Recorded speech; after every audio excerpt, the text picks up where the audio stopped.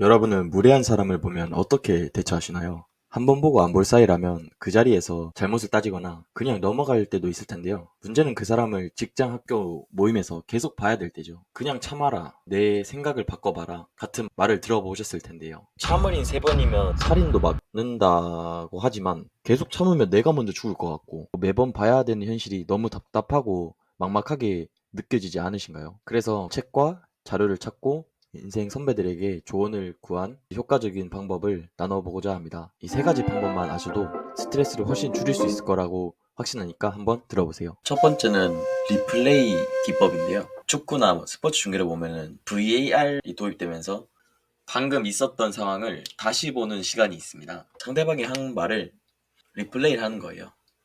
자기가 어떤 말과 행동을 했는지 다른 사람이 재확인시켜 주는 것만으로도 스스로 움찔하고 자기가 무례한 행동을 했다는 걸 깨닫게 되는 케이스가 있습니다. 지금 키 작다고 하신 거예요? 지금 저 뚱뚱하다고 하신 건가요? 지금 욕하신 건가요? 화나서 말하지 말고 담담하고 여유롭게 말하는 거예요. 사실 무례한 상황이 됐을 때 담담하고 여유롭게 말하는 게 쉽지 않는데요. 이게 좀 쉬워지는 방법이 있습니다. 바로 이순신 장군님의 도움을 받는 건데요. 갑자기 이게 무슨 소린가 하실 겁니다.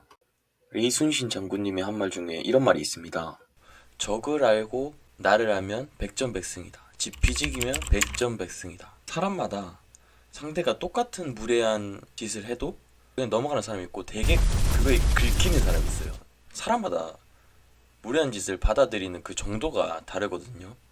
그래서 먼저 나를 알아야겠죠. 어떤 부분이 무례하다고 느꼈는지, 왜 그 부분을 유독 무례하다고 느끼는지 알고 있으면 더 담담하게 내 감정을 말할 수 있습니다.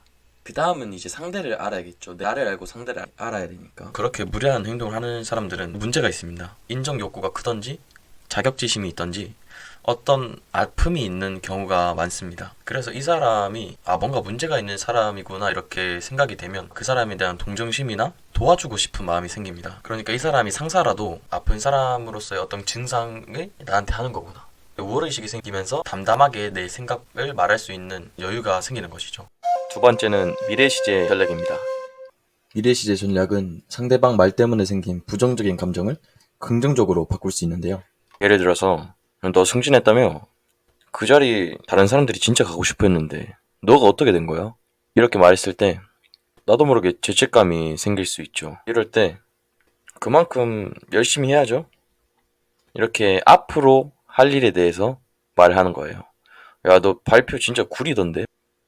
그래서 진짜 보완 제대로 해서 다음에 더 잘하려고요. 물론 진짜 못한 부분이 있으면 보완을 해야겠죠?